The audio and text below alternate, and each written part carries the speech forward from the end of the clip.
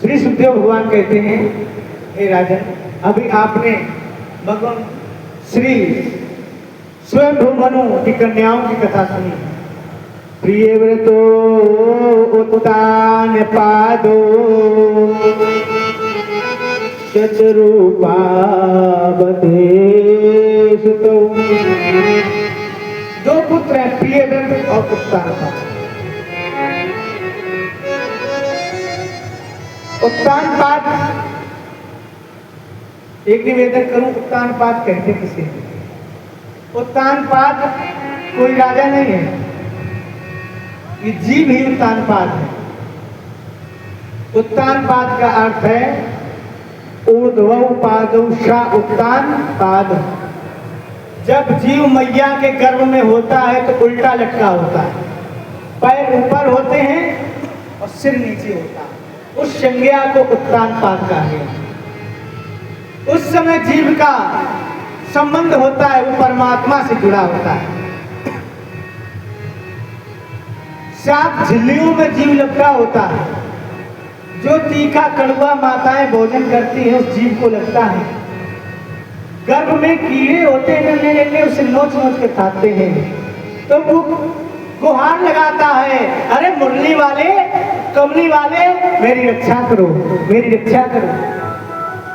मैं जगत में जाऊंगा तो आपका भजन करूंगा, मैं बोलूंगा नहीं। लेकिन जब जीव जन्म लेता है, ओम गिरत धावर पानी और जिम जीवही माया लपटानी। जिस प्रकार आकाश से बूंद गिरती है तो स्वच्छ निर्मल होती है, पृथ्वी पर गिरते हुए मलमैली हो जाती है, मटमैली। उसी प्रकार जैसे जीव जन्म लेता है, जन्म लेते समय तो निर्मल होता है, जैसे ही जन्म ले लेता है तो माया जकड़ लेती है।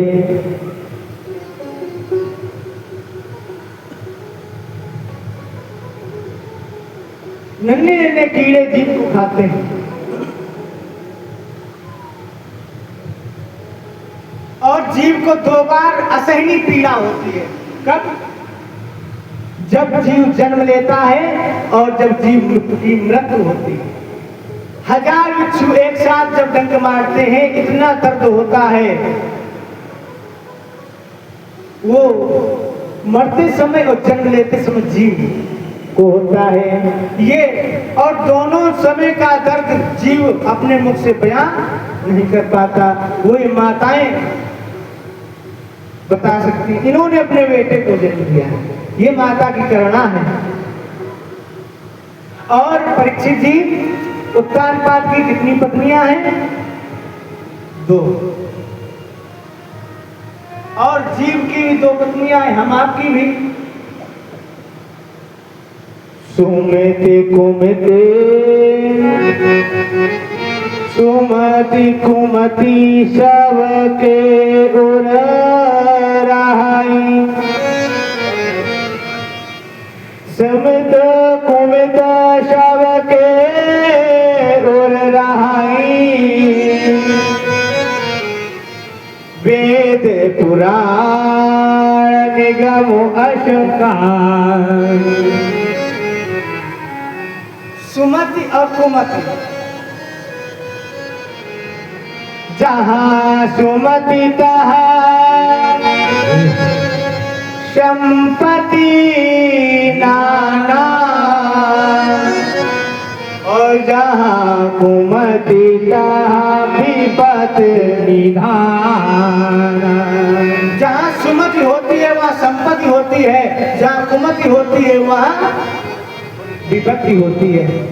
परीक्षित जी, विपत्ति है क्या है और संपत्ति क्या है? संपत्ति क्या ये है, ये संपत्ति काम चला हुआ है, टिकाऊ नहीं है। 6 संपत्ति बताई नहीं, समो दमो सम, दम, तितिक्षा, वर्त, ज्ञान और वैराग्य। सम क्या है? सभी को एक समान देखना। जैसे एक भैया आए, एक भैया गए बागों पर गए तो आम ले आए। जैसे दरवाजे पर आए तो एक अपना बेटा खेल रहा था, एक भाई का बेटा खेल रहा था, और जिधर अपना बेटा था उधर छोटा फल था और जिधर भाई का बेटा था उधर बड़ा फल था। जैसे गए और दोनों ही बच्चे पापा पापा करके दौड़े तो उन्होंने क्या किया, फल ऐसे देने थे ऐसे दे दिए, और भाई ऊपर खड़ा था देख रहा था कि देखो इन्होंने भेदभाव कर दिया। आया पैर छुए, भैया अब हमारी आपकी बनने वाली नहीं है। ये सम है कि सबको बराबर एक समान देखना। और दम माने इंद्रियों को दमन करना। वर्त इस संसार को सब विभाग देखना। और तितिक्षा, वर्त कहते हैं सहनशीलता को, और प्रतीक्षा कहते हैं इस संसार को शुभ निभाग देखना। कैसे शुभ निभाग? गोस्वामी बाबा रामचरितमानस में अंकित करते हैं। और गौरी मैया, उमा मैया भोले बाबा से पूछती हैं, उमा कहो मैं अनुभव अपना,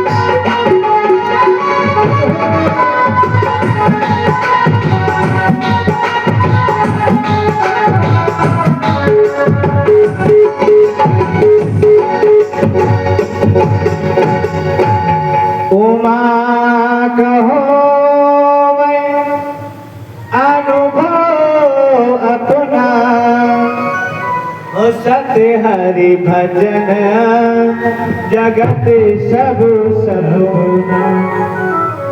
इस जगत को समझने की बात देखना है। सत्य क्या है? भगवान का भजन। सत्य हरि भजन जगत सब सपना। और ज्ञान वैराग्य ये भी संपत्ति है। और विपत्ति क्या है? कह हनुमंत विपत्ति प्रभु सोई,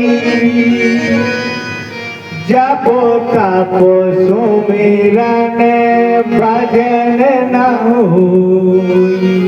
कहे हनुमंत विपत्ति प्रभु सोई।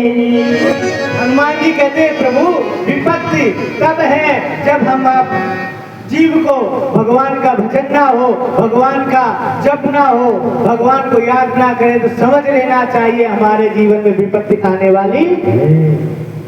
गाय भैंस बकरी मर जाना, व्यापार में घाटा हो जाना, ये विपत्ति नहीं है। बोली रास बिहारी सरकार की। उत्तानपाद की पत्नी प्रथम है सुनीत। सुनीत क्या है? स्वनीति, वो नीतवान है। एक बार पति से हाथ जोड़कर बोली, स्वामी इतने दिन तक संतान न हुई, दुनिया सब हंसी उड़ाती है। महाराज विवाह के इतने वर्ष हो गए, कोई बालक नहीं हुआ है, दुनिया हंसी उड़ाती है। मुझे बांझ कहा जाता है, तुम्हें निर्बल कहा जाता है। अगर आपसे प्रार्थना है, अगर एक विवाह से आपका कार्य नहीं बन रहा, आपका कुलदीपक कोई जलाने वाला नहीं है, आपका नाम कोई चलाने वाला नहीं है, कोई पुत्र नहीं उत्पन्न हो पाया, तो ऐसा कीजिए, आप दूसरी शादी कर लीजिए।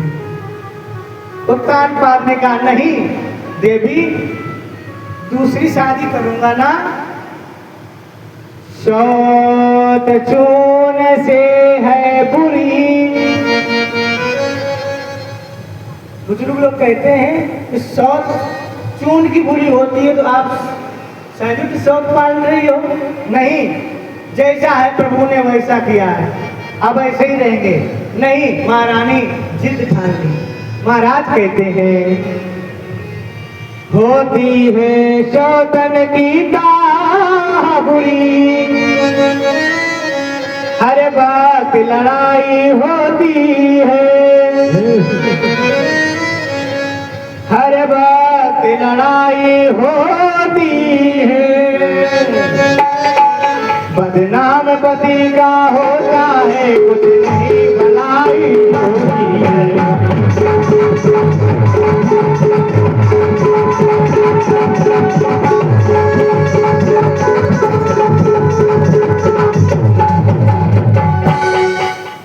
मान जाओ रानी। रानी ने नहीं माना, निवेदन किया, चरण पकड़ ली। महाराज आप दूसरी शादी कीजिए।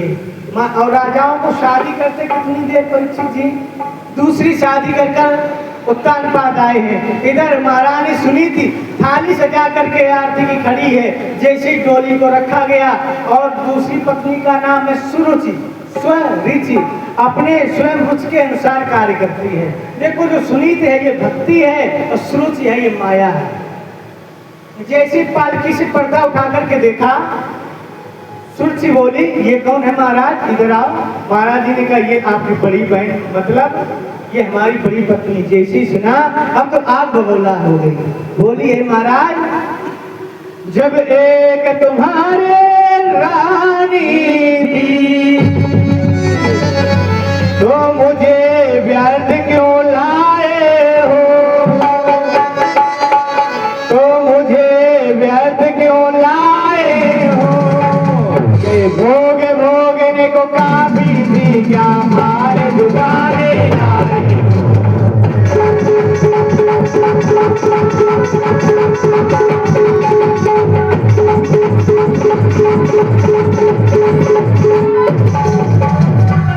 अब तुम इतना ही एहसान करो, डोली वापस को भिजवा दो, डोली वापस भिजवा दो। इसके साथ बिहार करो, मुझको बिहार को।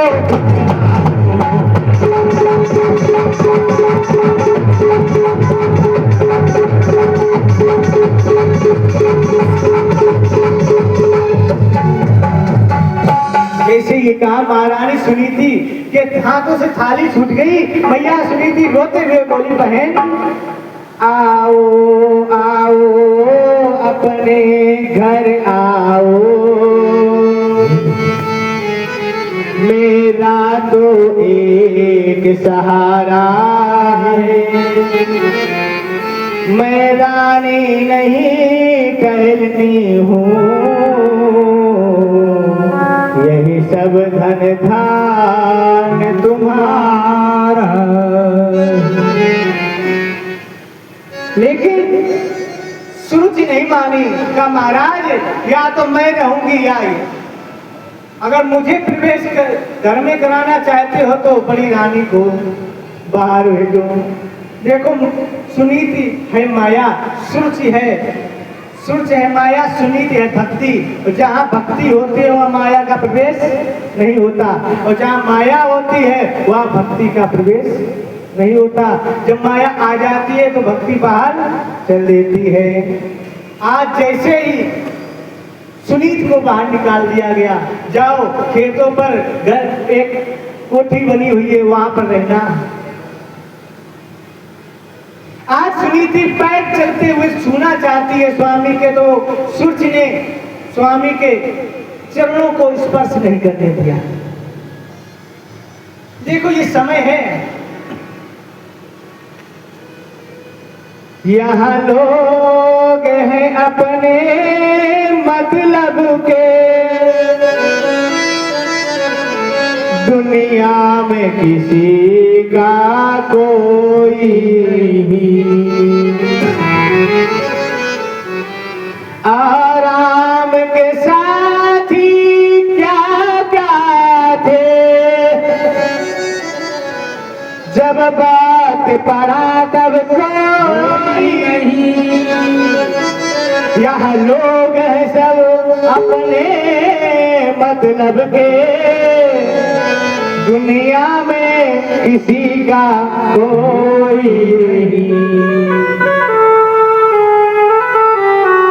सुल्तान जहां में जीतने थे, अब सोने पड़े मरघट उनके, जिन्हें चाहने वाले लाखों थे, वहाँ रोने वाला कोई नहीं। सुनो सुनो, जो रोज अकड़ के चलते थे, वो आज फिर मारे मारे, वो आज फिर मारे मारे। जिन्हें बात करने की न फुर्सत थी, उन्हें पूछने वाला कोई नहीं। परीक्षित जी, जब मतलब होता है ना व्यक्ति को तो पीछे पीछे फिरता है, और जब मतलब खत्म हो जाता है तो वो फिर पूछता नहीं पूछता है। जैसे कोई व्यक्ति सत्ता में हो और उसके पीछे पीछे लोग डोलेंगे, जहाँ सत्ता गई तो वो फिर चाय को नहीं पूछते, कहते चाय में भी 10, 15, 20 रुपए का खर्चा हो जाता है। एक कवि लिखते हैं, जो बीत गए दिन जमाने नहीं आते, जो बीत गए जमाने नहीं आते, जो बीत गए जमाने नहीं आते, जो बीत गए जमाने नहीं आते, आते नहीं लोग, आते नहीं लोग, पुराने नहीं आते,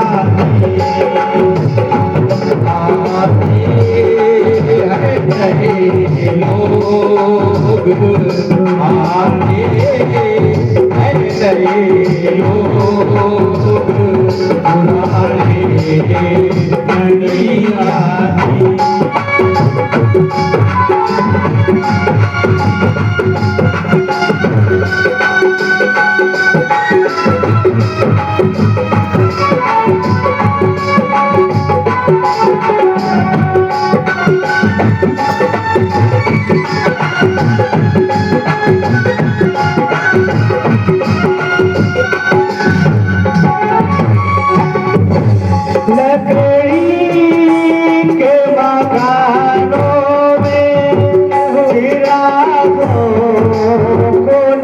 रखिए लकड़ी के मकानों में चिरागों को न रखिए लकड़ी के मकानों में चिरागों को न रखिए लकड़ी के मकानों में चिरागे लगी आग लगी आग लगी आग पड़ोसी भी बुझाने नहीं आती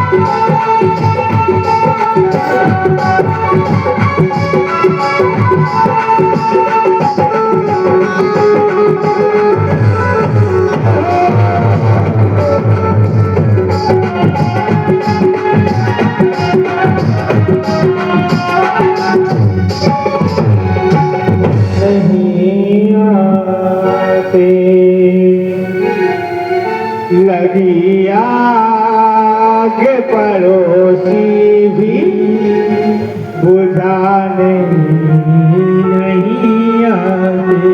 परीक्षित जी, आज कुछ जमाना ये हो गया है, अगर रोड पर एक्सीडेंट हो जाए तो व्यक्ति हॉस्पिटल नहीं पहुंचाएगा, वीडियो बनाएगा। कवि ने कहा लगी आग पड़ोसी भी बुझाने नहीं आते। पहले तो सुरसी ने कहा था इनको खेतों पर कोठी में भेज दो, महल बना है। फिर कहा महल भी नहीं, इनको खेतों पे कर दो, महल भी नहीं देने देंगे। आज रास्ते में नारद जी मिल गए। नारद जी ने कहा बेटा दुख में मत घबराना बेटी, यह जग दुख का मेला है। चाहे भीड़ बड़े अंबर में, पर उड़ना तुझे अकेला। नन्हे कोमल पंख तुम्हारे आसमान की यह दूरी। बैठ गया तो कैसे होगी मन की अभिलाषा पूरी। संघर्ष ही जीवन है, संघर्ष ही जीवन का पर्याय है। जिसने जीवन में संघर्ष नहीं किया कभी, इस जमाने में वही भूखा बैठा है जो संघर्ष करना नहीं चाहता है। एक निवेदन करूं, आज सुनीति मैया खेतों पे गई, झोपड़ी बनाई है, क्या हुआ संत का सैलाब आ गया, संतों का झुंड आया, उसमें संत माताएं भी हैं। मैया उनकी सेवा करती हैं। संतों का ऐसा संग ही होता है। कभी कहते हैं ये संतों का प्रेम नगर है और यहाँ शमल कर आना ही, और जो भी आए वो हो जाए दुनिया से बेगाना दी। ऐसा बरसे रंग यहाँ पर जन्म जन्म तक मन भीजे, और फागुन बिना चुनरिया भीजे, सावन बिना भवन भीजे। संतों का संग ऐसा होता है, अगर आप संतों के पास बैठ गए, चर्चा चालू हो गई, तो आपको आभास नहीं रहेगा कि समय कितना बीत गया। आज मैया संतों की सेवा करते हैं। संत जब चलने को उनका समय हुआ, संतों ने कहा, और संतों की जो पत्नियां थी उन्होंने कहा बेटी कुछ मांग लो।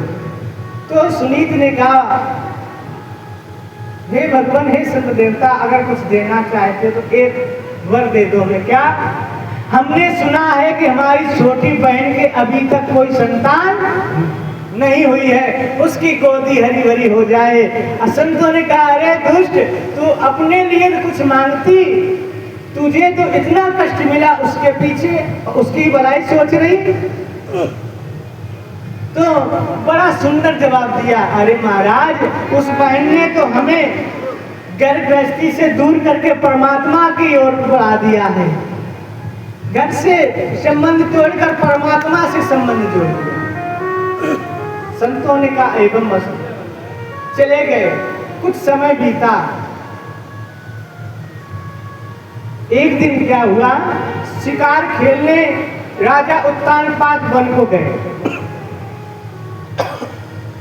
तो विलंब हो गया, और सुरची ने आदेश किया था कि संध्याकालीन का समय हो जाए तो महल के कपाट बंद हो जाएंगे, चाहे क्यों ही राजा क्यों ना हो, तो उनके लिए भी महल के दरवाजे नहीं खुलेंगे। एक दिन ऐसा हुआ कि राजा शिकार खेलने के समय हो गया, कपाट बंद देखे तो पहली रानी की याद आई है,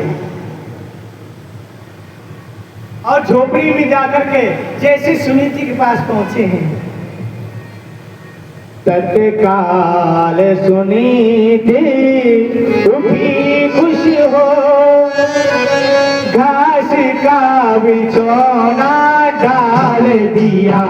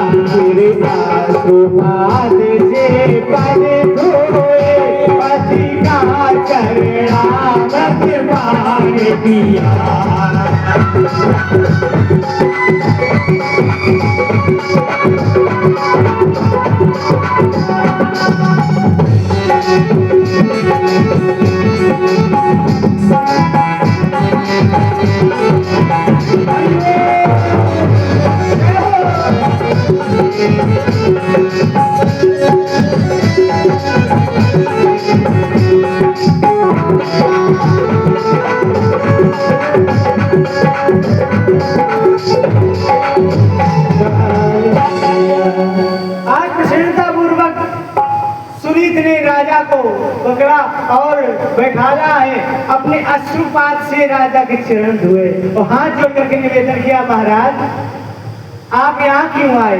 इस दासी की कैसे याद आ गई? जाओ, ऐसा ना हो जिसके लिए मैंने दुख सहे हैं, मेरा किया हुआ सब कार्य व्यर्थ हो जाए, मेरी छोटी बहन नाराज हो जाएगी। राजा ने कहा नहीं, उसने कपाट बंद कर लिए हैं। आज सुनीति को बेजर दिया जाता था, और बेजर दिया जाता था, उसी बेजर की रोटी पान करती थी, शरीर जर्जर हो गया था। परीक्षित जी जैसे ही उत्तानपाद के सामने बेजर की रोटी परोसी है, एक शेर बेजर दिया जाता था। और जैसे ही उत्तानपाद ने रोटी को जीवा पर रखा है तो जीवा छिप गई। उत्तानपाद के नेत्रों से अश्रु आ गए। अरे महारानी तुम मानी नहीं। और परीक्षित जी जब जौ की रोटी ठंडी हो जाती है ना तो उतनी पापड़ की जैसी हो जाती, चुभती है। तुम मानी नहीं, तुम्हारी जिद की वजह से तुम्हें कष्ट भोगना पड़ा है। आज भोजन करके विश्राम किया है, भगवान की कृपा वर्षी है। प्रभु की कृपा भया हो शाबका और जन्म हमारे सुफल भाजू। भगवान की कृपा हुई। कुछ दिन बीते, आज महारानी सुनीति गर्भ को धारण करती है और उधर संतों के आशीर्वाद से सुरुचि भी गर्भ को धारण करती है। दोनों रानियां गर्भवती हुई हैं। देखो तो फर्क है। जो सुरुचि है ये जब से गर्भ धारण किया तब से पलंग से पैर नहीं उतारा, और जब से सुनीति ने गर्भ धारण किया तब से वो बेचारी लेट नहीं पाई, काम में ही लगी रहती। समय आने पर दोनों माताओं के गर्भ से बालकों का जन्म हुआ। सुनीति के गर्भ, सुरुचि के गर्भ से उत्तम का जन्म हुआ है। जो स्वयं की रुचि होती है चाचा उत्तम, और जो उत्तम चीज होती है वो ज्यादा दिन टिकती नहीं है। आपने देखा होगा अगर कोई किसी का बच्चा अति सुंदर हो तो बुजुर्ग गण कह देते हैं ये बिटिया ज्यादा ही बच्चा सुंदर है, ज्यादा दिन जिएगा नहीं। और सुनीति पे चलने वाली के जो फल होगा, जो फल प्राप्त होगा वो अकल होगा, वो ध्रुव होगा।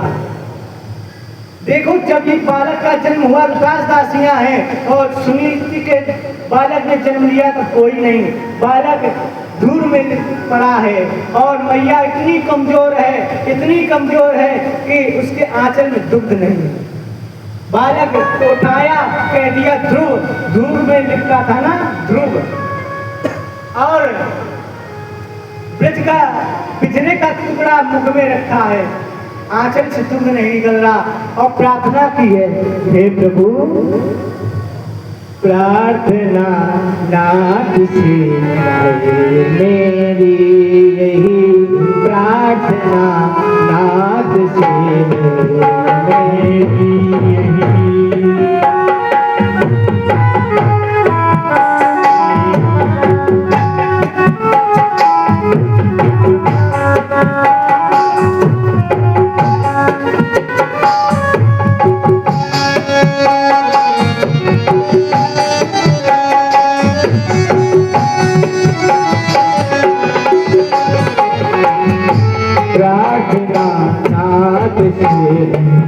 मेरी मेरे लाल पे आज कृपा कीजिए, प्रार्थना नाथ से है मेरी यही, प्रार्थना नाथ से है ये मेरी यही, मेरे दुख पे अब तो कृपा कीजिए।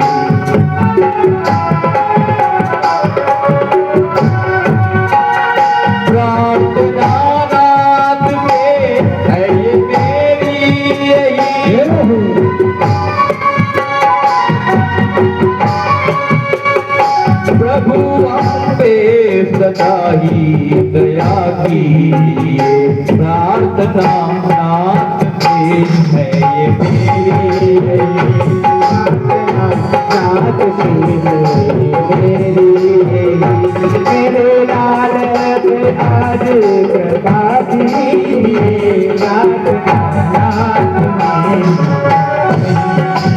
और प्रभु साधु पे करते हो कृपा भगवत,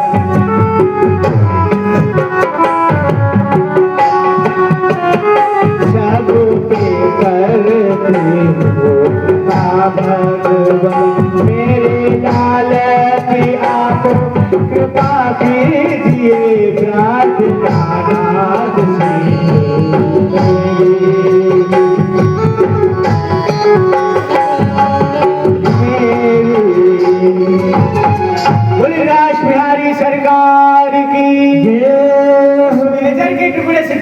धार प्रकट हो गई है। बोलिए परमपिता परमात्मा की जय। संभव को असंभव कर दे उसे परमात्मा कहते हैं। जो संभव को असंभव कर दे उसे परमात्मा कहते हैं। आज दोनों बालक वो महलों में पल रहा है, ये झोपड़ी में पल रहा है। परीक्षित जी, एक दिन की बात है। ध्रुव जी 5 वर्ष के हुए और बालकों के साथ खेल रहे थे। तो जब बालक आपस में खेलते हैं और बड़े लोगों के बालक, रईस लोगों के बालक आ जाते हैं, तो वो छोटे बच्चों को, गरीबों को हंसी उड़ाते हैं। वो कहते हैं, ये बता तो तूने जब से जन्म लिया मैं देख रहा हूँ तेरा पिता तो आता ही नहीं। कौन पिता है? आज जाकर के मैया से पूछा, मैया मैया ये बताओ पिता कहाँ, मेरा पिता कहाँ है? मैया ने कहा, अरे इन 5 सालों में मेरे लाला को मैंने इसको महसूस नहीं होने दिया, माता पिता का दोनों को प्यार दिया। तो ये बताओ तुम्हें पिता के लिए कहा किसने? कि मेरे मित्रों ने कहा। तो मैया ने बात टाल दी। दूसरा दिन हुआ, फिर सवाल पूछा, तब भी मैया ने टाल दिया। जैसे ही तीसरे दिन बालकों ने चिढ़ाया है, परीक्षित जी, आज ध्रुव रोते हुए मैया से बोले, मैया आज तुम्हें बताना पड़ेगा मेरा पिता कौन है। मैया, जो बिन बाप के बेटा होते हैं, उन्हें दुनिया आज सताती है। मेरे मित्र अनाथ मुझे कहते हैं, मैया तुमको व्यर्थ कलंक लगाते हैं। आज मैया बताना पड़ेगा। मैया बताओगी नहीं तो मैं अपने प्राणों को क्या दूंगा। जिसे कहा आज मैया सुनी थी, वही है मजबूरन का बेटा, तेरा पिता कोई साधारण नहीं, इस राज्य का राजा है। जैसे कहा, अब तो ध्रुव प्रसन्न हो गए। एकदा सुरचे पुत्रे, एकदा सुरचे पुत्र, मारो बिलाले, उत्तमं नारुरुषन्तः, ध्रुवं राजाभिनन्दितः। एक दिन की बात है कि ध्रुव जी राज दरबार में पहुंच के देखा कि उत्तानपाद अपने पुत्र उत्तम को खिला रहे हैं। जब ध्रुव पहुंचे, उत्तानपाद ने देखा ये भी मेरा बेटा है, तो उत्तम को उतार दिया और ध्रुव को बैठा लिया। उत्तम रोता हुआ अपनी मैया के पास गया। मैया जैसे सुलसियाई आग बबूला हुई और ध्रुव को पकड़ा और पृथ्वी पर पटक दिया। अरे दुष्ट, ये तेरी जगह नहीं है। अगर राजा गोदी चाहता ही है, जा आराध्यम पुरुषम तपसा आराध्य पुरुषम, जाओ तप करो। तप करके जब भगवान प्रसन्न हो जाए तो मेरा गर्भ मांगना। आप बताओ, इसने अपने गर्भ को इतना महत्वपूर्ण दिया कि भगवान से जाओ तप करो। जब वो भगवान को प्राप्त कर ही लेगा तो मांगने की आवश्यकता ही क्या है। आज ध्रुव रोते हुए जा रहे हैं, ऐसे फुफकार रहे हैं जैसे किसी सर्व के पूंछ पर डंडा मार दिया जाए, फुसकारता है। जैसे ही मैया ने देखा, मैया रोई है, बेटे को हृदय से लगाया, बेटा बेटा कहाँ गए थे, क्यों रो रहे हो? ओ दुखियारी के दुखीला, किस बेदर्दी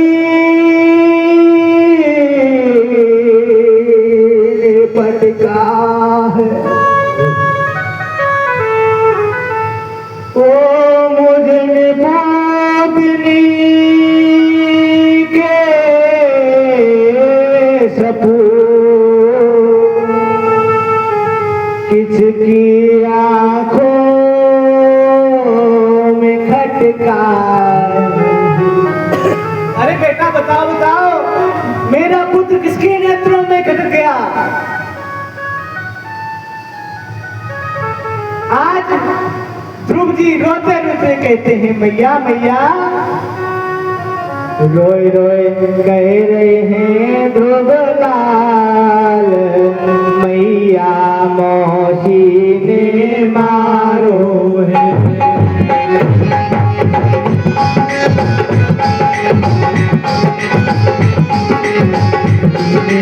मारो है, रोए रोए कह रहे ध्रुव लाल, मैया मौसी ने मारो है।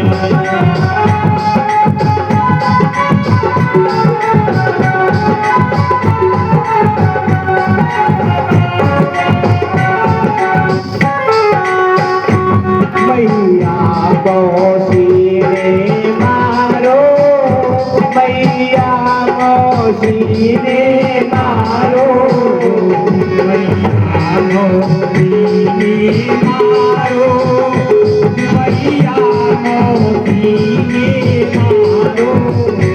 रोए रोए कह रहे ध्रुव लाल, मैया मौसी ने मारो।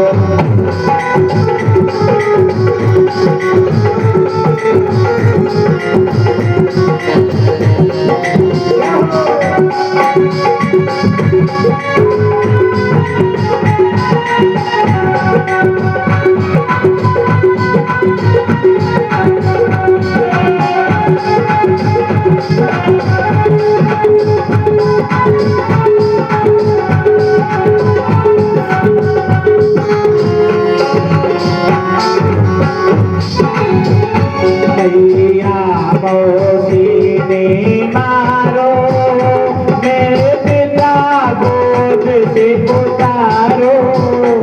मैया मौसी ने मारो, मोरे पिता गोद से उतारो। मैया मौसी ने मारो, मोरे पिता गोद से उतारो। रोए रोए कह रहे ध्रुव लाल, मैया मौसी ने मारो।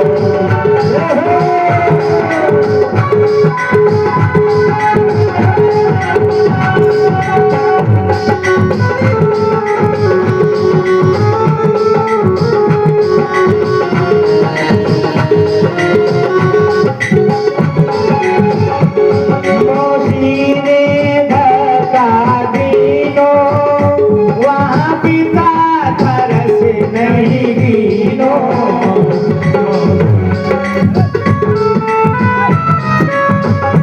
मोरे पिता तरस नहीं गिनो। मौसी ने धक्का दीनो, वहाँ पिता तरस नहीं गिनो। होए न होए गोद गिराए, मैया मौसी ने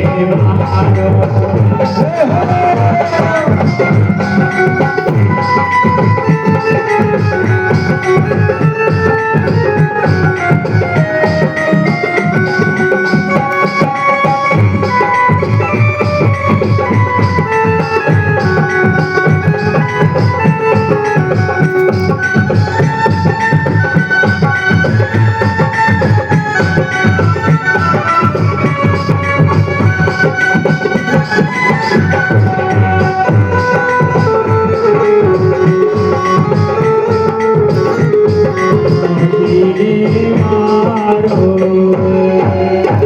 रोए रोए कह रहे ध्रुव लाल, ध्रुव लाल, मैया मौसी ने मारो। मैया मैया मौसी ने मुझे मारा है।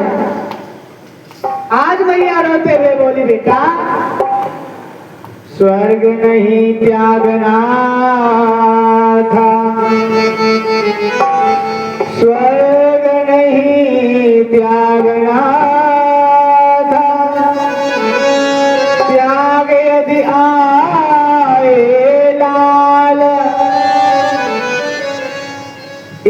क्षत्रिय के वंश का तुम्हें अंश ना कहाना।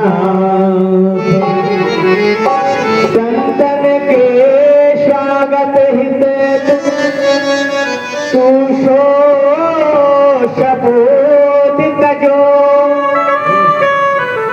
ऐसे पिता के बेटा तुम्हें लाल ना कहाना।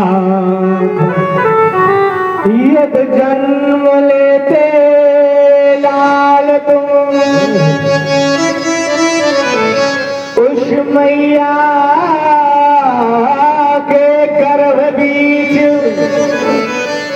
माता इस अभागनी के तुम पूत ना कहना।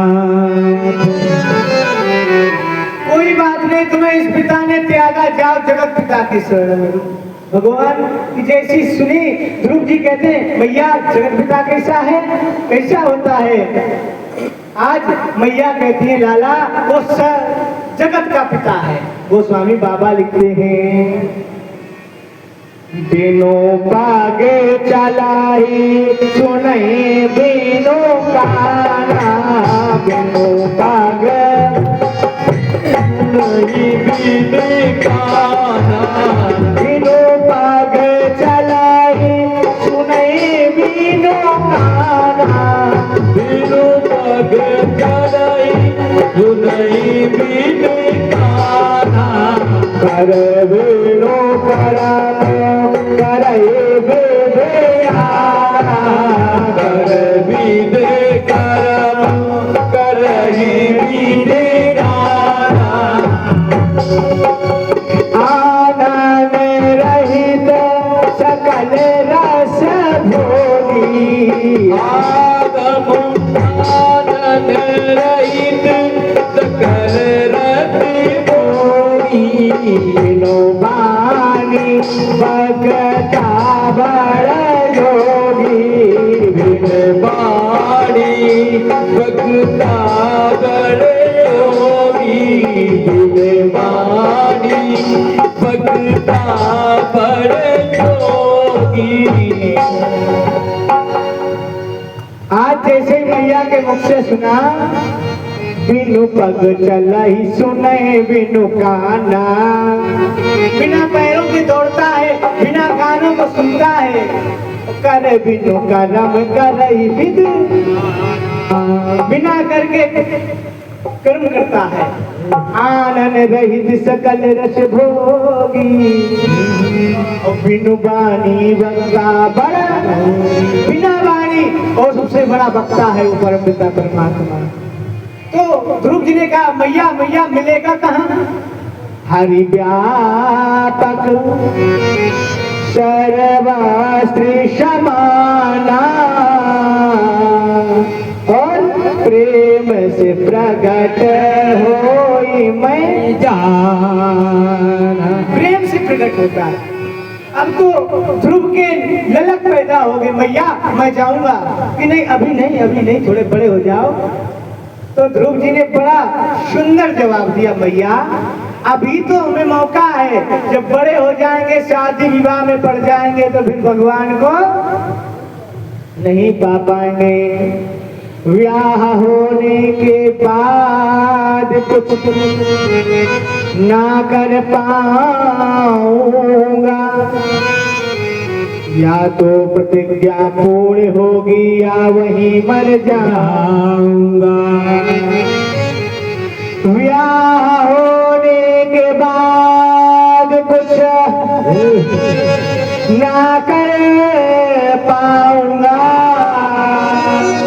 या तो प्रतिज्ञा पूर्ण होगी या वहीं मर जाऊंगा।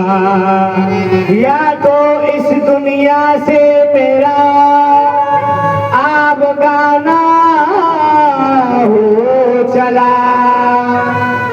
मैया इस समय मौसी के तानों का बहाना हो चला। मैया अभी मौका है, मौसी ने ताना दिया है। प्रणाम करके चल दिए हैं। गोस्वामी बाबा ने लिख दिया वो माँ सौभाग्यशाली कौन है? पुत्रेवती युवती जगे सो युवती तनु सोई युवती जग सोई प्रेमती ज्योति जग सोई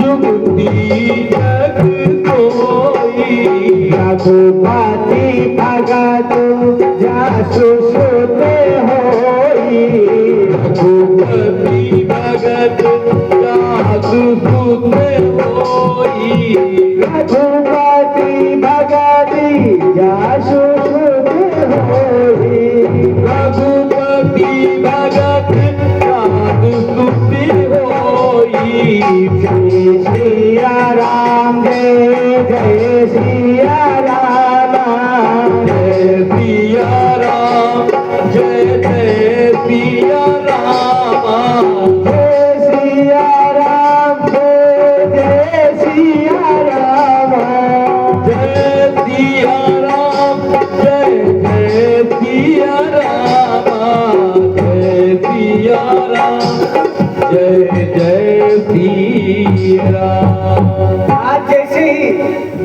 ध्रुव जी मैया को सोते हुए चरणों को प्रणाम किया, चल दिए हैं। जैसे ही ध्रुव जी निकले वैसे ही इंद्र का कलेजा कपा है। जब जब इस संसार से कोई भक्त तैयार होता है भजन के लिए, तो इंद्र का कलेजा कप जाता है। क्यों? संतों ने कहा है, गोस्वामी बाबा कहते हैं, कैसे ये देवता इंद्रादि हैं? ऊंचे निवास नीच कर तूती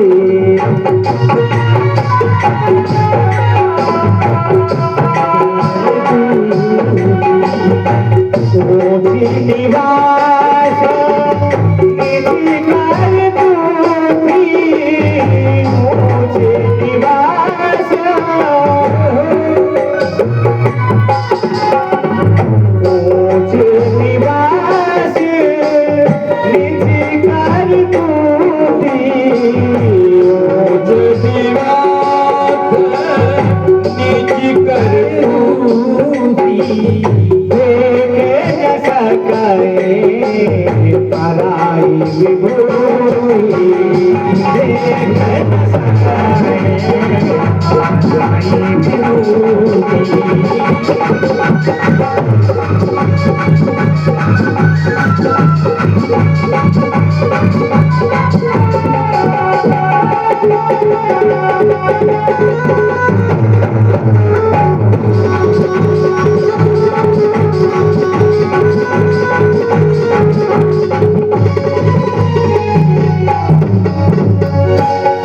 ऊंचे निवास नीचे करे तूती।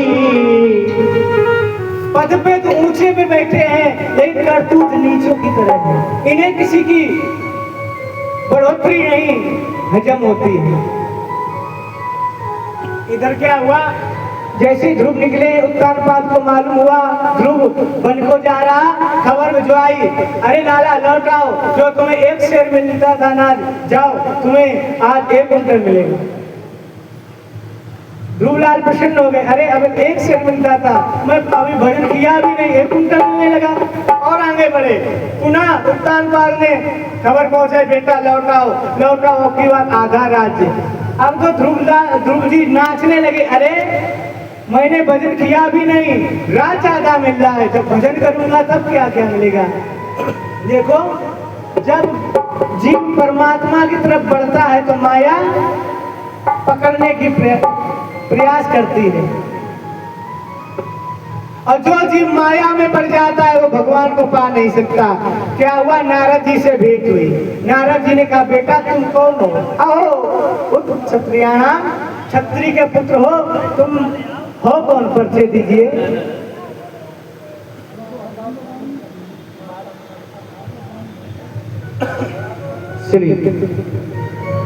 आज देखो सभी भक्त इधर, परीक्षित जी सब लोग इधर उधर देखें, कोई बात नहीं, आप हमारी तरफ देखते रहो, है ना। ध्रुव जी सुंदर सा जवाब देते हैं, हे बाबा, किसी के गले का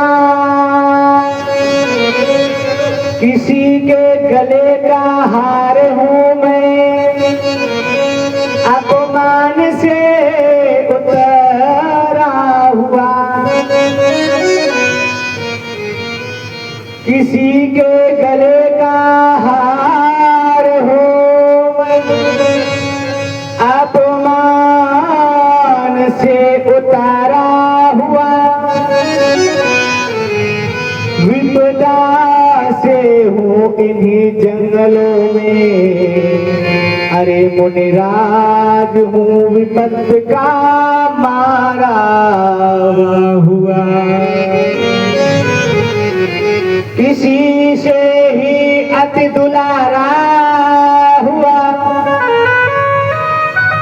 किसी से ही अति फटकारा हुआ। मुनिराज हूँ मैं अपने पिता की गोद से उतारा। जैसे ही नारद जी ने सुना, अरे कोई ऐसी बातों पर जंगल जाता है, नहीं लौटो, जाओ, तुम्हारे माता पिता दुखी होते होंगे। एक सुंदर सी बात कही ध्रुव ने, अरे बाबा, आपने ऐसे ही कपड़े रख लिए क्या? मैं जाने वाला नहीं हूँ।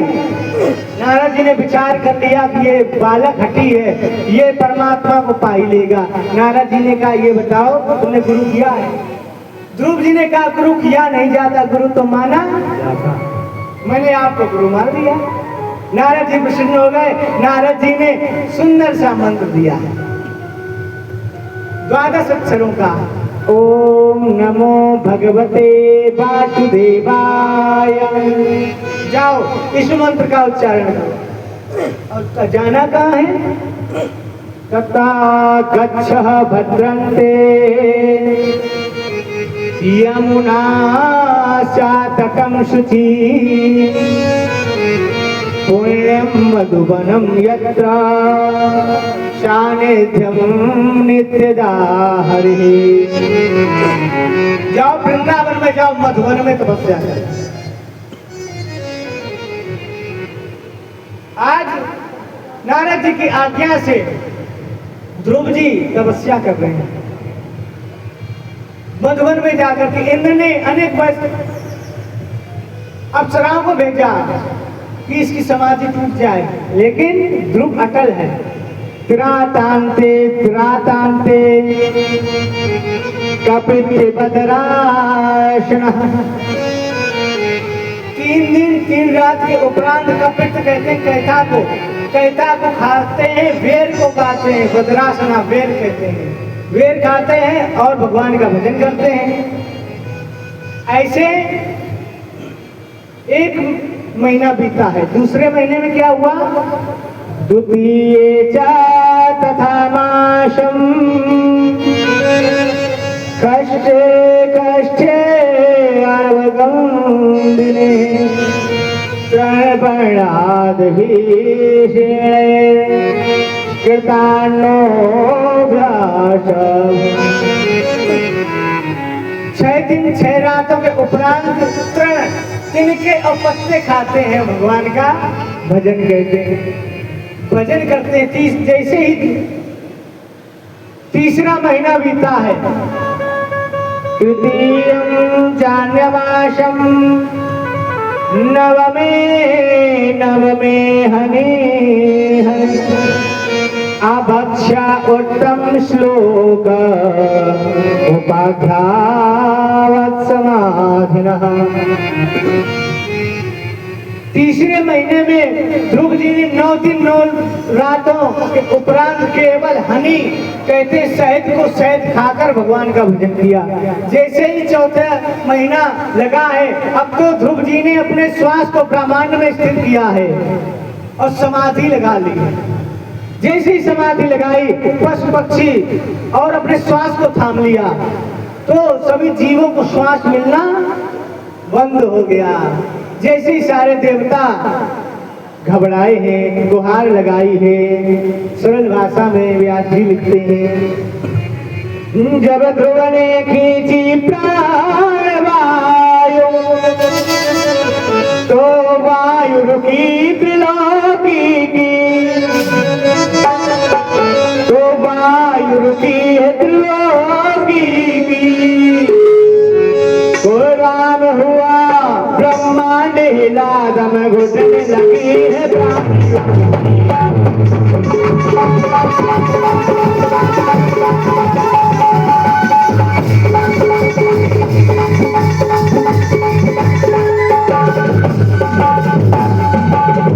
उसी समय देवताओं ने पुकारा भगवान के, हे नारायण रक्षा करो रक्षा करो, रखिए रखिए करुणा निधान।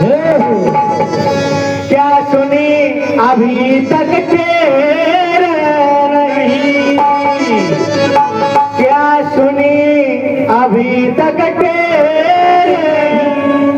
तो एक घड़ी की देर हुई तो महाप्रलय की देर नहीं।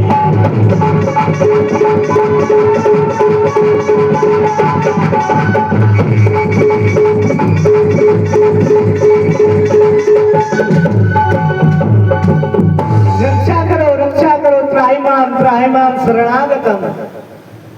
आज भगवान ने कहा चिंता ना करो। भगवान पहले ध्रुव जी के हृदय में अपने वांग्मय स्वरूप को स्थापित किया। अब तो ध्रुव जी भगवान का वांग्मय स्वरूप दर्शन कर रहे हैं। और जैसे ही भगवान प्रकट हो गए, कहा बेटा जागो बेटा जागो। लेकिन ध्रुव जी दर्शन कर रहे हृदय में, तो भगवान की बात भगवान ने क्या किया, कृतांजलिं ब्रह्ममये, कृतांजलिं ब्रह्मयेन कम्बुना। कम्बुना कहते हैं परीक्षित जी संघ को। इस पर संवालम कृपया कपोले, कपोल कहते काल को। जैसे ही संग को स्पर्श कराया, अपने वांग्मय स्वरूप को खींचा। अब तो ध्रुव झटपटाया है, झटपटा करके नेत्र खोले। ऐसे झटपटाया जैसे जल से मछली को निकाल दिया जाए, तड़पती है। जैसे ही भगवान को देखा, भगवान हाथ जोड़ करके प्रार्थना की, हे प्रभु यो अंतः प्रविश्य मम वाचां इमां प्रसूप्ताः संजीवयत अखिल शक्तिधामः। यो अंतः, मेरी सोई वाणी को जगाने वाले प्रभु आपको प्रणाम है, आपकी जय जयकार है। तो भगवान ने कहा बेटा कुछ वर मांग लो। सुनकर ध्रुव की प्रार्थना द्रवित हुए कमले, कहा लाल निश्चय है काटा कठिन। भगवान कहते हैं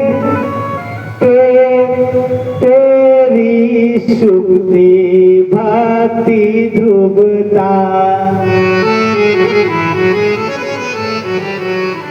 तेरी शक्ति भक्ति ध्रुवता, श्रद्धानुपम है उत्तम है, आगे तेरा सारिस होना, इस भूतल पर दुर्लभ।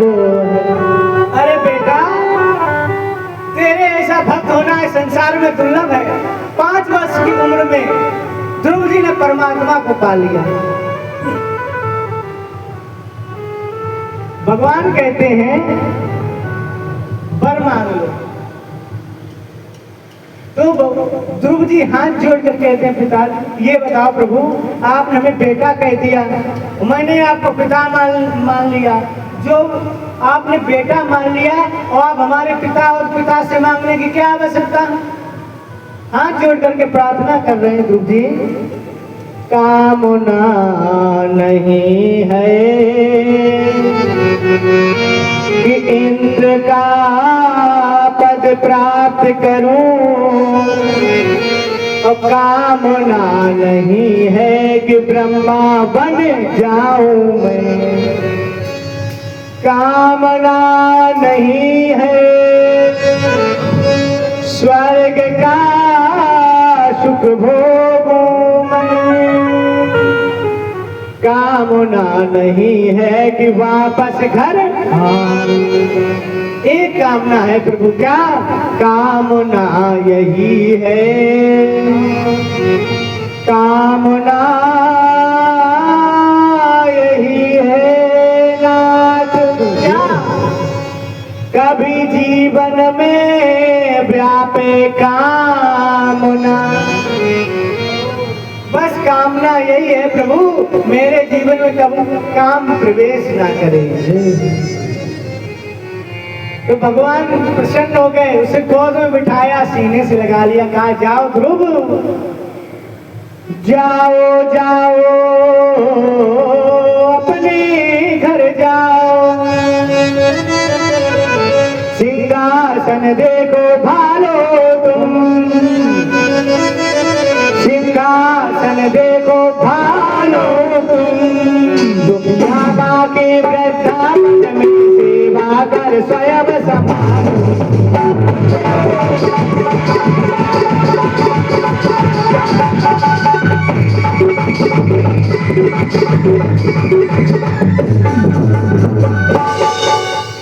आनंद लोक का राज भोग,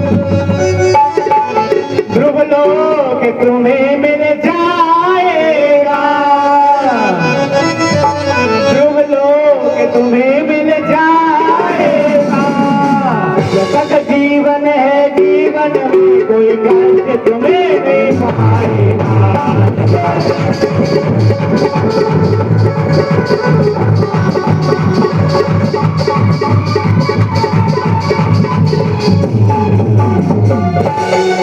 जाओ अपने घर के लिए प्रस्थान करो और बूढ़ी मैया की सेवा करो जा करके। जैसे ये कहा, आज ध्रुव जी ने प्रणाम किया भगवान को, और प्रणाम करके आज अपने घर के लिए प्रस्थान करते हैं। एक निवेदन करूं, जब भगवान राम 14 वर्ष वन में बिता करके वापस आए तो सर्वप्रथम कहाँ गए? मैया कैकेयी के पास। और ध्रुव जी जब तपस्या कर कर वापस लौटे तो मैया अपनी स्मृति मैया के पास नहीं गए, सूर्य के साथ पास गए। क्यों? भैया राम जी कहते हैं कि मैया हमें तो कौशल्या मैया ने जीवन दिया है, राम ही बनाया है, मैया आपने तो हमें भगवान बनाया है, आपने हमें वन में न भेजा होता तो ये संसार में गुणगान नहीं करता। और ध्रुव जी कहते हैं मैया तुमने तो हमें वन में भेजा, भगवान को प्राप्त कराया है। इसीलिए संत कहते हैं,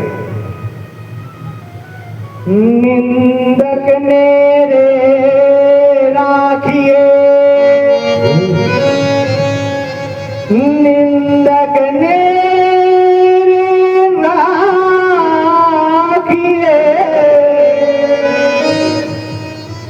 आंगन कुटी छवाए, और बिना साबुन बिना सारा मैल धुल जाए। परीक्षित जी, हमारे आपके सामने कोई अगर निंदक होगा, हमारे आपके सामने कोई निंदक होगा तो हमारी गलतियों को उजागर करता रहेगा, जो हमारे अंदर कमियां हैं वो अपने आप निकल जाती हैं। ध्रुव जी ने 36,000 वर्ष तक राज्य किया। इनका विवाह प्रजापति शिशुमार की कन्या भ्रमी के साथ हुआ है। 2 विवाह हुए हैं। दूसरा विवाह हुआ है इलायाम अपि भार्यायाम वायो पुत्र्याम महाबला। वायु की पुत्री इला के साथ हुआ। जो भ्रमी है, भ्रमी से दो पुत्र हुए हैं, एक का नाम है कल्प और दूसरे का नाम है वत्स। और जो इला है, और इला से एक पुत्र का जन्म हुआ है जिसका नाम पड़ा है उत्कल।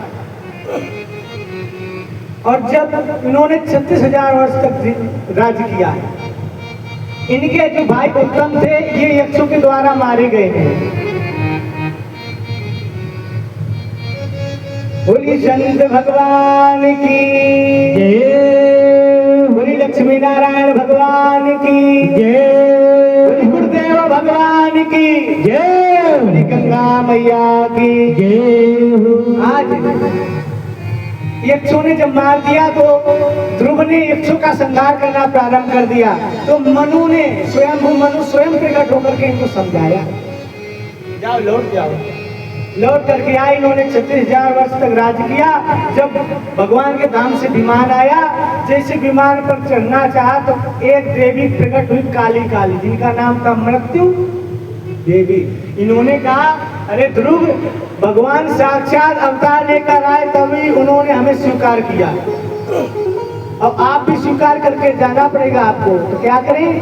तो द्वारपालों ने, भगवान के पार्षदों ने कहा कि ध्रुव, तुम मृत्यु के सर पर पैर रखो, मृत्यु को स्पर्श करके शरीर जाओ। प्रथम भक्त हैं जो मृत्यु के सर पे पैर रख के विमान पर चढ़े हैं। बोली ध्रुव महाराज की। वो ध्रुव है जो आज भी तारा बनकर चमक रहे हैं आकाश में। ध्रुव जी उदास हैं और पार्षदों ने कहा, उदास हो कि मेरी मैया रह गई है। कि अरे बेटा, तुम्हारे जैसा पुत्र होगा, उसकी माँ नरक में होगी, कहीं पृथ्वी पर होगी, देखो तुमसे पहले विमान जा रहा है। इनके वंश में एक राजा हुए अंग। अंग इतने प्रतापी राजा हैं, अपनी प्रजा को पुत्रवत समझते हैं। पुत्रवत अपनी प्रजा की सेवा करते हैं। इनका विवाह हुआ है मृत्यु की कन्या के सुनीता के साथ। देखो, बच्चे पर असर पड़ता है ननिहाल का। जैसी ननिहाल होगी, ननिहाल का असर पड़ता है। मैया सुनीता मृत्यु की बेटी है, तो इसने एक दुष्ट पुत्र को जन्म दिया जिसका नाम पड़ा बेन। इतना दुष्ट है कि इसके करतूतों को देख करके महर्षि राजा अंग परेशान हुए और नगर, इसके करतूतों से कुपित होकर नगर छोड़ करके वन में चले गए। जब कोई राजा नहीं तो क्या करें, सुनीता ने और ऋषियों ने इसको राजा बेन को बनाया है। जैसे राजा बेन बना, परीक्षित जी दुष्ट अपनी दुष्टता नहीं छोड़ता। अब तो इसे शासन मिल गया। इसने घोषणा कर दी, ना यष्टव्यम न दातव्यम न होतव्यम दुजापच। कोई यज्ञ हवन नहीं करेगा, कोई कथा नहीं करेगा, कोई भगवान का नाम नहीं लेगा, सब मेरी पूजा करेंगे। अब तो संत घबराए हैं। और क्या बोला, मैं राजा हूँ, मैं ईश्वर हूँ, ऐसा सबको कहना होगा। यदि मेरा कहा न मानोगे तो जेलों में रहना होगा।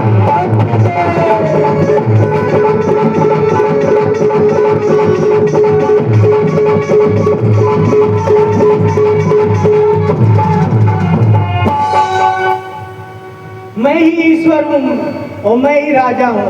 अगर कोई कहा नहीं मानेगा तो उसे मैं जेल में डाल दूंगा। अब तो संतों महात्माओं को चिंता हुई। संतों ने कहा, चलो राजा को समझाएंगे चल के, अगर मानेगा तो ठीक है, नहीं तो श्राप देकर भस्म कर देंगे। संत लोग आए, कहा महाराज ये बताओ, आपने क्या ये घोषणा की है कि कोई नाम नहीं लेगा भगवान का? हाँ मैंने किए। क्यों? क्योंकि राजा में ही ईश्वर का वास होता है। बड़ी सुंदर बात संतों ने कही। ये बताओ, जैसे गोस्वामी बाबा ने भी लिखा है तुलसी कृत रामायण में, जैसे गंगा जल और गंगा जी में परिवर्तन है, अंतर है। कैसा? गंगा जी में दोष नहीं है, लेकिन गंगा जल में आरोपित दोष हो सकता है। जैसे अगर गंगा जी से 50 लीटर जल निकाला जाए, उसमें 100 ग्राम मदिरा मिला दी जाए, क्या संत पान करेंगे? पीने वाला कर लेगा, लेकिन संत नहीं करेंगे। और यदि गंगा जी में आप चाहे जितनी मदिरा पलटवा दो, क्या संत पीना छोड़ देंगे? क्योंकि गंगा जी समत्वान है। समरथ को नहीं दोष गुसाई, रवि पावक सूर्य सर की,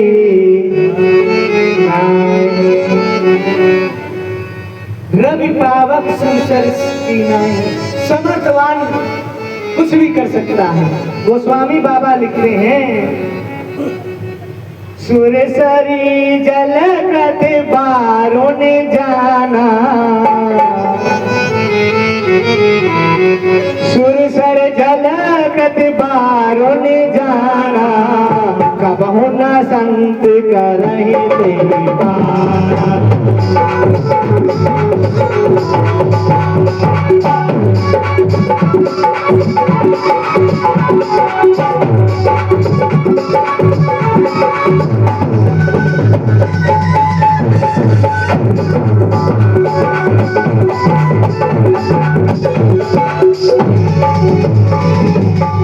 सुरसर मिले सो पावन जैसे, सुरसर मिले सो पावन जैसे, इसे हरि सही अंतर उदय।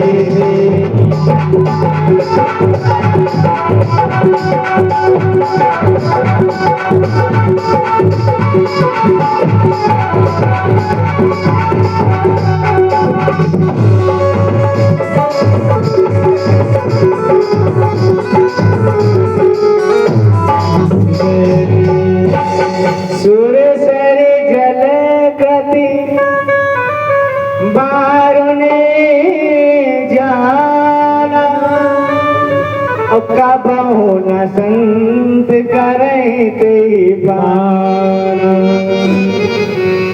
गोस्वामी बाबा ने प्रमाणित कर दिया।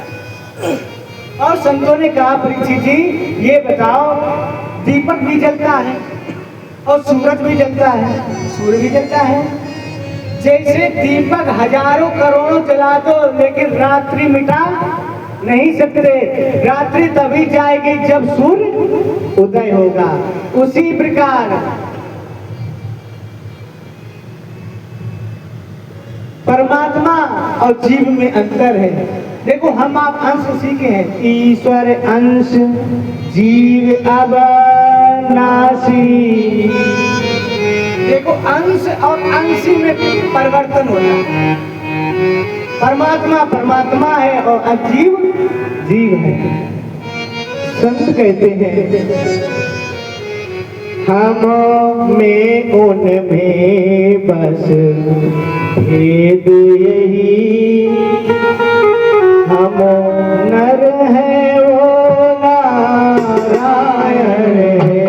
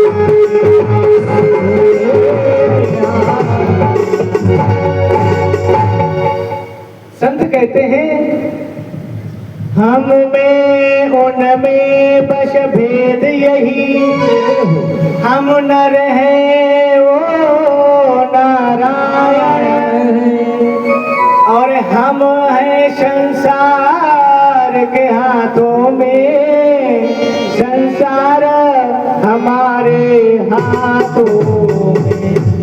भैया पंखा बंद कर दो। और शब्द समझाते हैं, अरे क्या कुछ राजा बन जाने से, अरे विधर्मी, अरे अधर्मी, क्या कुछ राजा बन जाने से बन गया अधर्मी।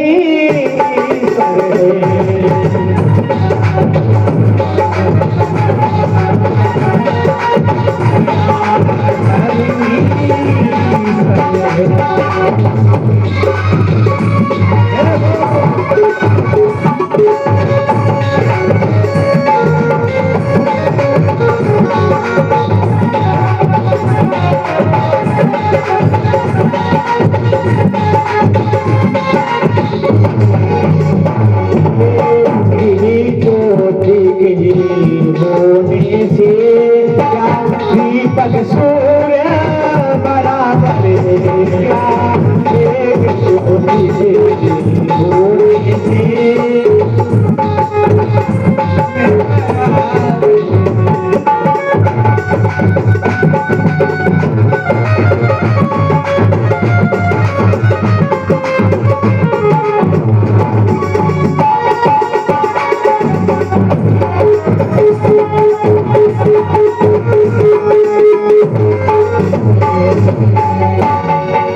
क्या कुछ राजा बन जाने से बन गया अधर्मी ईश्वर।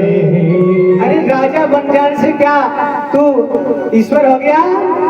एक ही ज्योति के होने से क्या दीपक सूर्य बराबर है? ये बताओ दीपक की क्षमता क्या सूर्य बराबर कर सकता? जैसे कहा आज पेन बोला, अरे सिपाहियों ये महात्मा हमारे महल में शिक्षा देने आए, मारो इनको।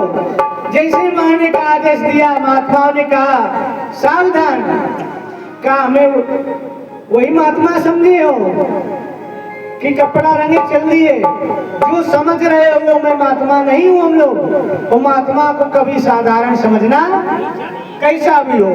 महात्मा बोले अरे दुष्ट सावधान, ईश्वर की समता से पहले उसके भक्तों की समता कर, उसके भक्तों की समता कर। मेरा जीवन बाद में लेना, पहले अपनी तो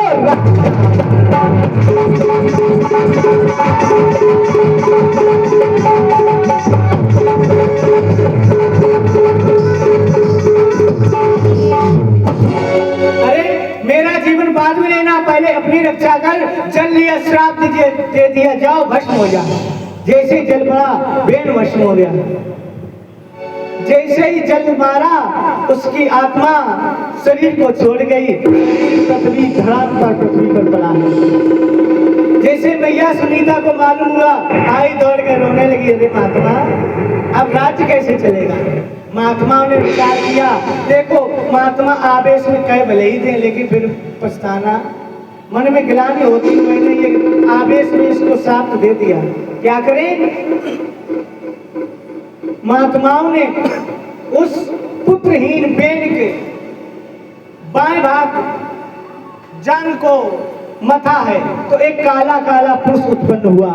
वहां वो उसका नाम संतों ने रखा निषाद, तो निषाद है। वो जंगल की ओर चला गया। यहीं से निषाद की उत्पत्ति हुई और उसी के वंश में निषाद राज हुए हैं त्रेता में, जो भगवान राम के भक्त हुए। अब क्या करें, तो पेड़ के दाहिने भुजा को मथा गया। अब की बार एक पुरुष और एक स्त्री का जोड़ा उत्पन्न हुआ है। मानो स्वयं लक्ष्मी नारायण और मैया भगवान स्वयं विष्णु और मैया लक्ष्मी उत्पन्न हुई है। उनका नाम पड़ा पृथु। बोली पृथु महाराज की जय। पृथु और उनकी जो पत्नी हुई अर्ची नाम पड़ा। और महात्माओं ने राज्याभिषेक किया और बताया जाओ अपने प्रजा की पुत्रवध रक्षा करो, और तुम्हारे पिता के करतूतों के द्वारा ये पृथ्वी बीज हीन हो गई है। देखो ये पृथ्वी जब इस पर अत्याचार होता है तो ये जितने आवश्यक चीजें होती है वो अंदर ग्रसित कर लेती है। सब त्राहिमाम कर रहे हैं। तो क्या किया, पृथु ने धनुष उठाया और गाय माता पृथ्वी माता गाय मैया का स्वरूप बनाए दौड़ रही है। पीछे से पृथु महाराज धनुष लेकर के ललकार रहे हैं। वसुधे त्वाम वधिष्यामि, ठहर जाओ, अरे मैं तुम्हारा वध करूंगा। तो गाय मैया रुक गई, हाथ जोड़ करके बोली और उन्हें पहचान लिया और प्रार्थना की आप तो स्वयं भगवान के अवतार। नमः परशमाय पुरुषाय मायया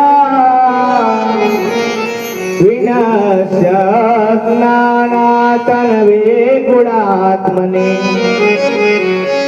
नमः स्वरूपानो भवेन नेदुता द्रव्या क्रियाकार कवि भ्रमोर्मया। आप स्वयं लक्ष्मी नारायण भगवान के अवतार हो। नारायण के अवतार हो, मैं तुम्हें प्रणाम करती हूँ। मैंने आपके पति आपके पिता के अत्याचारों से कुपित होकर के आवश्यक चीजें ग्रसित कर ली।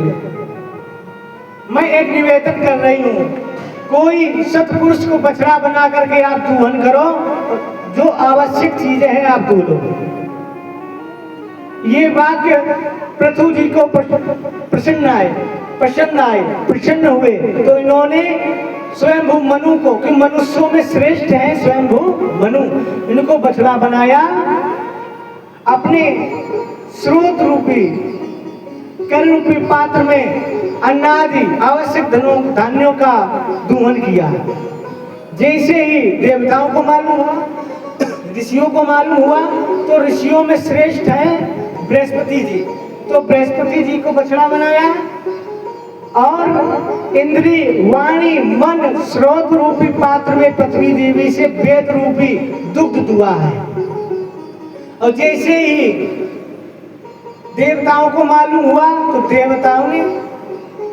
देवताओं में श्रेष्ठ है इंद्र को बछड़ा बना करके अमृत वीर मनोबल इंद्रबल इंद्राणी बल और शरीर बल को दुआ है। और जैसे दैत्यों को पता चला, देखो देवताओं को अमृत पसंद है और दैत्यों को मथुरा, तो दैत्यों ने प्रहलाद जी को बछड़ा बनाया और लोहे के पात्र में मदिरा रूपी दूध दुआ है। देखो जो जैसा होगा वो वैसे तुलेगा।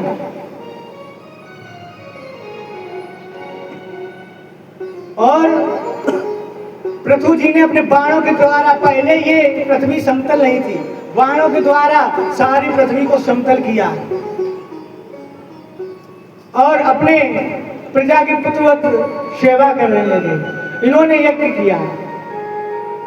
आगे चलकर पितृ जी महाराज मनु ब्रह्मावर्त क्षेत्र में, जहाँ सरस्वती नदी पूरब मुखी बह रही है, वहां पर राजा पृथु ने 100 अश्वमेध यज्ञ की दीक्षा ली। 99 यज्ञ पूर्ण हो गए।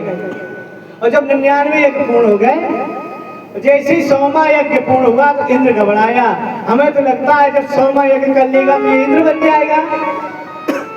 इसने स्वरूप धारण किया महात्मा का, संत का स्वरूप धारण किया। इसने घोड़ा चुरा लिया। जैसे ही ऋषियों ने देखा बताया तो पृथु के पुत्र हुए हैं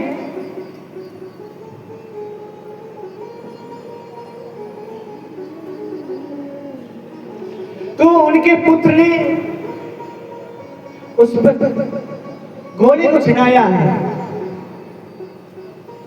फिर वापस लाए। जितनी बार लाते हैं फिर भेष बदल के चुरा ले जाता है। देखो संत का स्वरूप है ना, धारण तो कोई कर लेता है, ये गलत कार्य में उपयोग किया जाता है। जैसे रावण ने चोरी की तो भेष कैसा बनाया? महात्मा का। जब जब अन्याय हुआ है, कोई कार्य किया तो महात्मा का स्वरूप बनाया है, लेकिन बदनाम किया जाता है। लेकिन और जब संत को भक्त असत्य संत को सत्य मान लेते हैं तब भी उनका विनाश हो जाता है, और सच्चे संत को ढोंगी मान लेते हैं तब भी उनका विनाश हो जाता है। इसीलिए कि संत कैसा भी हो वो स्वयं भोगेगा, आप उसको उसी के संत के स्वरूप में उसका पूजन करना चाहिए। तो ब्रह्मा विष्णु प्रकट हुए, तीनों देवता प्रकट होकर के पृथु को समझाया, बेटा ये इंद्र घबरा रहा है, इसकी सिंहासन ना चला जाए। तो पृथु ने कहा मुझे सिंहासन की कोई आकांक्षा नहीं है, जाओ सिंहासन ले जाओ, मैंने तुम्हें माफ किया। आज पृथु ने उसे माफ किया। ये ध्रुव के वंश के राजा थे और प्रियव्रत के वंश में राजा परीक्षित जी ने हाथ जोड़ करके प्रार्थना की, भैया आधा घंटा बढ़ा,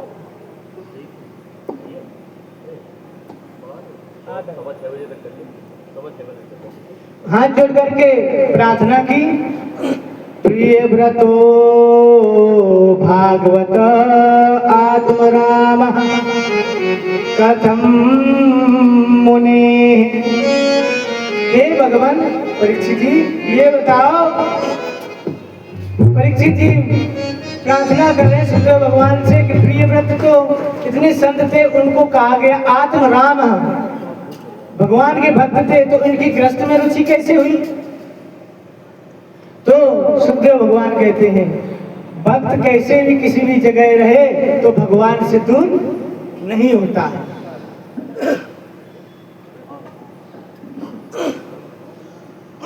इन्होंने देखा कि सूर्य आधी पृथ्वी पर प्रकाश करता है, आधे पर अंधेरा रहता है। तो इन्होंने संकल्प लिया मैं इसे सारे पृथ्वी पर प्रकाश फैला दूंगा, रात होने ही नहीं दूंगा। तो इन्होंने ज्योतिर्मय रथ को लिया जो स्वयं सूर्य भगवान की तरह प्रकाशित था, और बैठे हैं इस पृथ्वी की 7 परिक्रमाएं की सूर्य भगवान पीछे। तो वही 7 समुद्र बन गए और 7 द्वीप बन गए। जम्बू सालिम्या कुशक्रौंच पुष्करः। देखो जम्बू द्वीप, प्लाक्स द्वीप, शामिल्य, कुश, क्रांच, शाक और पुष्कर। और हम आप किसमें बैठे हैं? कौन द्वीप में? जम्बू द्वीप। संकल्प में पढ़ा जाता है जम्बू द्वीपे भरतखंडे आर्यावर्तक देशांतर्गते है। 7 समुद्र हुए, बताया गया खारे जल का समुद्र, ईख जैसे गन्ने के रस का समुद्र, और मदिरा का समुद्र, चौथा है घी का समुद्र, 5वां है दुग्ध का जिसे बोलते क्षीर सागर, और 6वां है मट्ठी का समुद्र, और 7वां है मीठे जल का समुद्र। 7 समुद्र हैं। इनके आगे चलकर प्रियव्रत की पत्नी का नाम है बृहस्पति, इनके द्वारा 7 बेटा हुए हैं। अग्निध्र, इंद्रमाजीव, यज्ञबाहु, हिरण्येत, घृतपृष्ठ और मेधातिथि और विधिहोत्र। एक कन्या है जिसका विवाह, उसका नाम है ऊर्जस्वती, जिसका विवाह हुआ है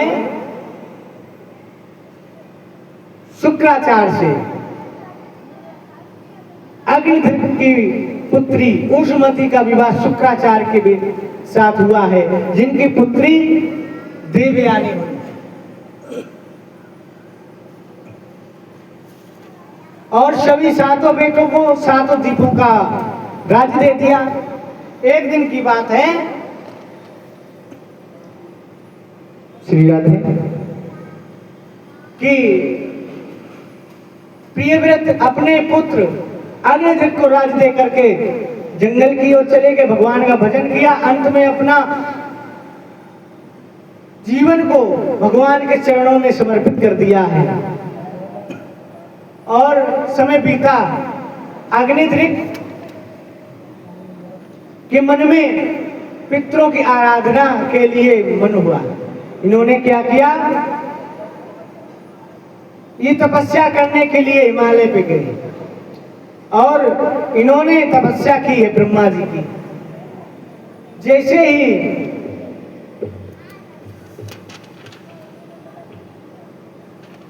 तपस्या की, ब्रह्मा जी ने इनके कामना को जान लिया, एक अप्सरा को भेज दिया जिसका नाम है पूर्व चित्त अप्सरा।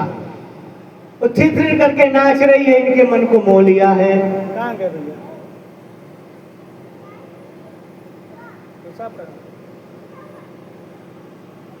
पानी भर के बोले वृंदावन बिहारी लाल की जय। परीक्षित जी, इन्होंने तपस्या की और तपस्या भंग करने के लिए अप्सरा आई। इनके नेत्र खुले और ये अप्सरा को देख करके मोहित हो गए। एक बार अर्जुन जी भगवान की आराधना करने आए तो इन्होंने अप्सरा को भेजा, लेकिन इनको अप्सरा मोहित नहीं कर पाई। जब अप्सरा हार गई तो अर्जुन से कहा, अर्जुन ठीक है, आप हमें नहीं प्राप्त हो रहे तो हमें एक बेटा ऐसा कर दो कि हमें आप जैसा बेटा हो। तो अर्जुन ने बहुत अच्छी बात बोली, अरे देवी, मैं अपने समान बेटा दे तो दूंगा, लेकिन क्या लेकिन?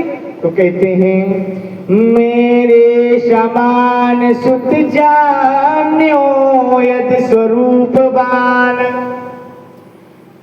मेरे समान सुत जान्यो यदि स्वरूपवान, किंतु जो ऐसा बाण विद्या का न जाता हो, धनुवाण धारी प्रतापी विश्वव्यापी न हुआ, तो वीर ही व्रता तो ब्रह्मचर्य का न ध्याता हो। और अगर ऐसा पुत्र ना हुआ तो तुम उलाना दोगी देवी? अर्जुन कहते हैं, किंचन कामी देवेगी उलाना मोए, कैसे दान वीर कैसे दान दाता हो।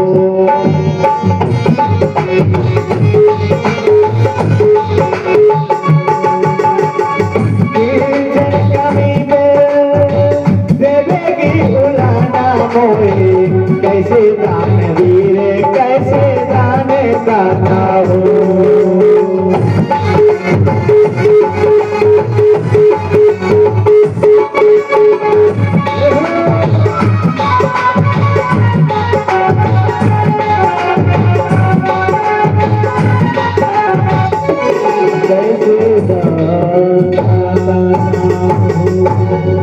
जैसे ये कहा, तुम उलाना दोगी, ऐसा करो आप मुझे ही अपना पुत्र समझ लो। ऐसा जवाब दिया, अप्सरा शर्माकर चली गई। यहीं पर देखो, ये अग्निध्र राजा का धर्म अस्तित्व डोल गया, लेकिन अर्जुन का अस्तित्व नहीं डोला। इसीलिए गोस्वामी बाबा लिखते हैं, जननी समझा नहीं पर नारी,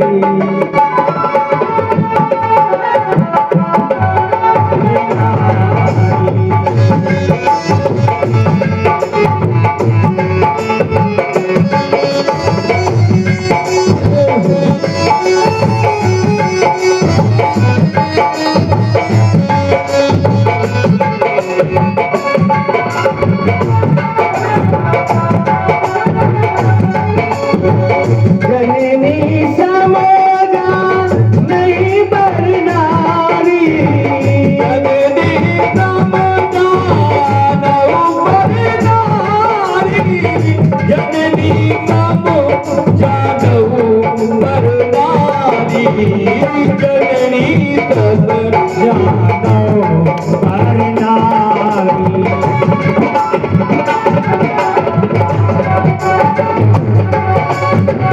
तने पराए विष देवी सिंहारी, तने पराए विष मीरा तिवारी जननी समोजा नहीं पर नारी, जननी समोजा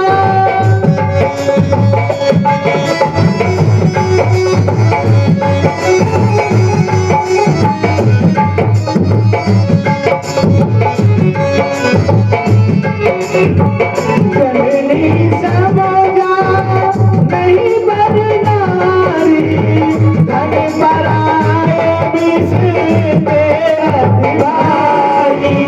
जननी सब जानो पर नारी।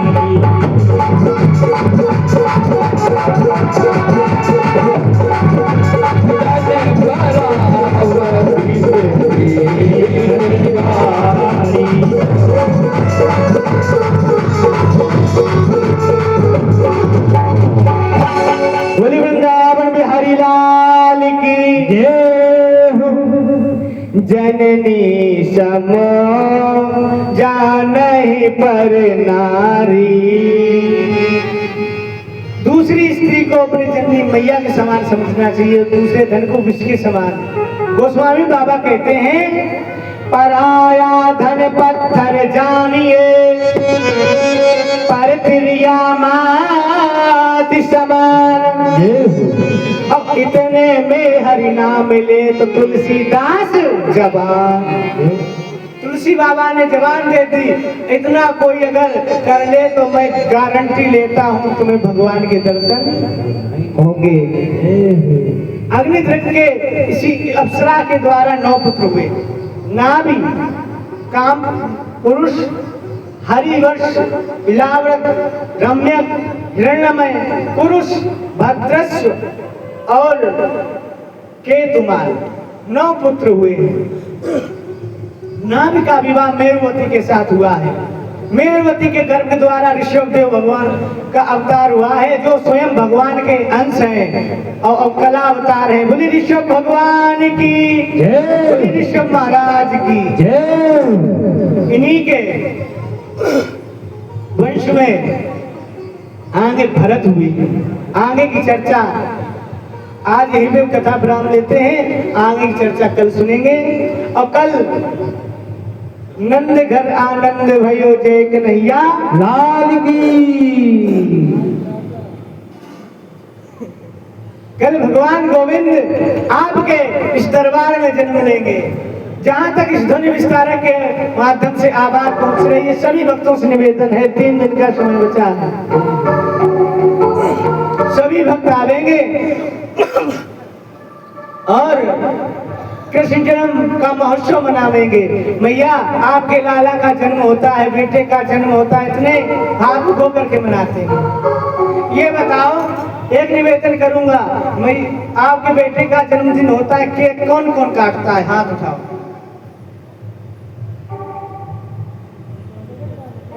माताएं होशियार हैं।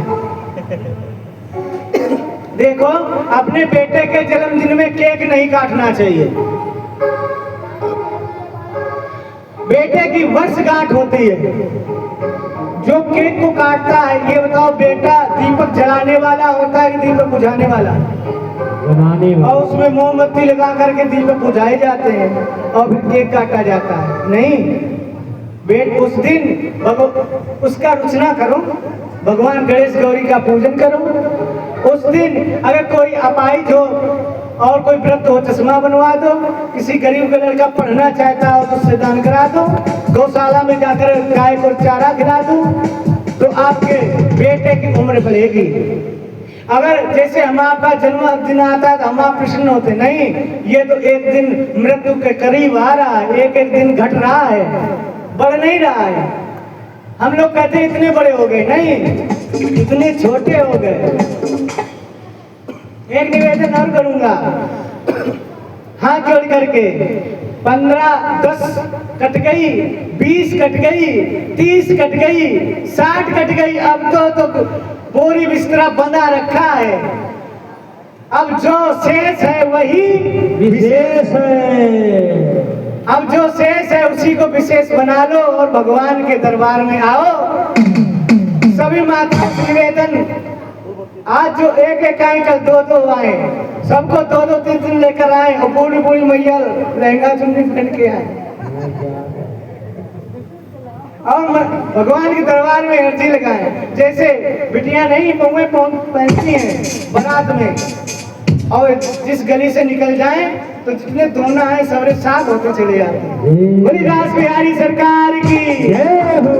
कल सुंदर भगवान का जन्म है। सभी भक्त हो सके तो टॉफी, बिस्कुट इत्यादि गुब्बारे वगैरह लाएं, भगवान का दरबार सजाएं और कल गोविंद भगवान का पूजन भी करें और जन्मदिन उत्सव मनाएं। बोली वृंदावन बिहारी लाल की जय।